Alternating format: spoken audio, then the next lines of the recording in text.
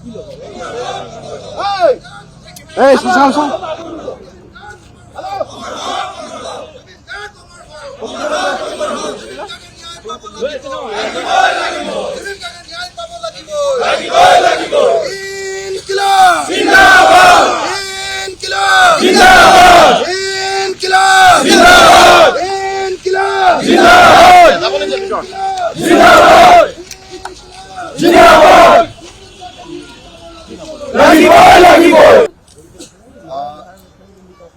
জুবিন ক্ষেত্ৰত আহি সেৱা ল'বলৈ আহিছোঁ। আমাৰ মৰমৰ জুবিন দা যি অসমৰ জাতীয় জীৱনৰ এজন প্ৰখ্যাত শিল্পীয়ে নাছিলে, তেখেতে অসমৰ জাতীয় জীৱনৰ মূল প্ৰশ্নবিলাক সদায় উত্থাপন কৰি আহিছিলে।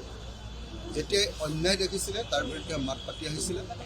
সেই জুবিন দাৰ সমাধি ক্ষেত্ৰ, সেই জুবিন ক্ষেত্ৰত আজি আমি জুবিন দাৰ প্ৰতি শ্ৰদ্ধা জনাই, জুবিন দাৰ প্ৰতি সেৱা জনাই আমি আজি আমাৰ প্ৰতিষ্ঠা দিৱসৰ শপত ল'বলৈ আহিছোঁ। আৰু সেইকাৰণে এতিয়া আমি প্ৰথমতে জুবিন দাক এখন গামোচাৰে আমাৰ পিনৰ পৰা শ্ৰদ্ধা জনাই আমি আজিৰ কাৰ্যসূচী আৰম্ভ কৰিব কৈছোঁ। আমাৰ ৰাইজৰ দলৰ প্ৰতিষ্ঠা দিৱস, আপোনালোকে সকলোৱে জানে যে ৰাইজৰ দল এটা আঞ্চলিক দল, ৰাইজৰ দল এটা সংগ্ৰামী দল, আৰু ৰাইজৰ দলে যিটো জাতীয়তাবাদ বিচাৰে সেই জাতীয়তাবাদটোৰ নাম ইনক্লুচিভ জাতীয়তাবাদ, সকলোকে সামৰি লোৱা জাতীয়তাবাদ। আৰু ৰাইজৰ দলে যি জাতীয়তাবাদ বিচাৰে সেই জাতীয়তাবাদ হ'ল প্ৰগতিশীল জাতীয়তাবাদ, মানে শ্ৰমজীৱী মানুহৰ পক্ষত থকা জাতীয়তাবাদ। শ্ৰমজীৱী মানুহক বিত্ৰে কৰি, বিশ্বাসঘাতকতা কৰি আমি কোনো জাতীয়তাবাদী প্ৰশ্ন নকৰোঁ। শ্ৰমজীৱী মানুহক লগত লৈ আমি সদায় জাতীয়তাবাদ কৰোঁ। আমাৰ জাতীয়তাবাদটো হ'ল আমাৰ জাতি ধৰ্মৰ কথা নাই, সকলো অসমীয়া মানুহক লগত লৈ কৰা জাতীয়তাবাদ। আৰু আমাৰ জাতীয়তাবাদটো হ'ল প্ৰগ্ৰেছিভ, অৰ্থাৎ দৰিদ্ৰ শ্ৰেণী, শ্ৰমজীৱী মানুহ, খেতিয়ক, শ্ৰমিক, কাম কৰি খোৱা মানুহ, প্ৰফেচনেলছ, তেওঁলোকক লগত লৈ কৰা জাতীয়তাবাদ। সেই জাতীয়তাবাদী আদৰ্শৰে আমি আগবাঢ়ি গৈছোঁ। আৰু আমি কেইবাটাও 5টা আমাৰ সংকল্প লৈছোঁ। আজি আপোনালোকৰ ওচৰত নিশ্চয় সেই কথাখিনি ক'ম, কিন্তু মই জুবিন দাৰ ক্ষেত্ৰত আমি আজি আমাৰ কাৰ্যকৰী সভাপতি গোবিন্দ চেতিয়া ফুকন আৰু মই এখন গামোচাৰে সৈতে এতিয়া প্ৰথমতে তেখেতক শ্ৰদ্ধা জনাব কৈছোঁ, আৰু তাৰপিছত জুবিন দাৰ ওচৰত এটা সেৱা ল'ম, আৰু তাৰ পাছতে আমি আমাৰ আজিৰ প্ৰতিষ্ঠা সফল হ'ম।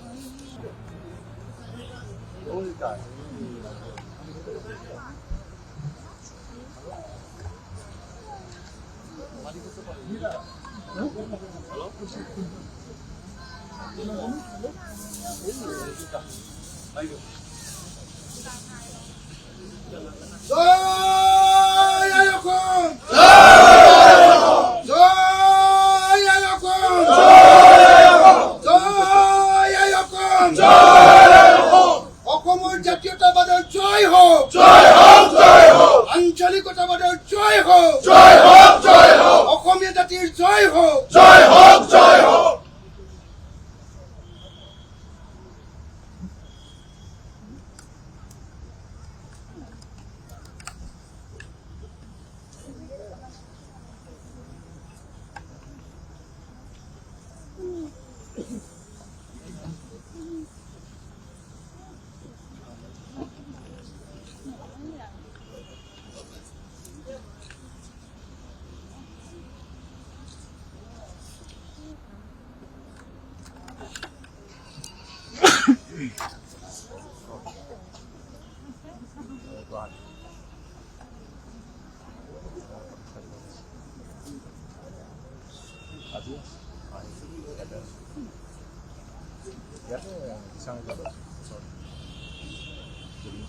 জুবিন দাই ন্যায় পাব লাগিবই, জুবিন দাই ন্যায় পাব লাগিবই, জুবিন দাই ন্যায় পাব লাগিবই।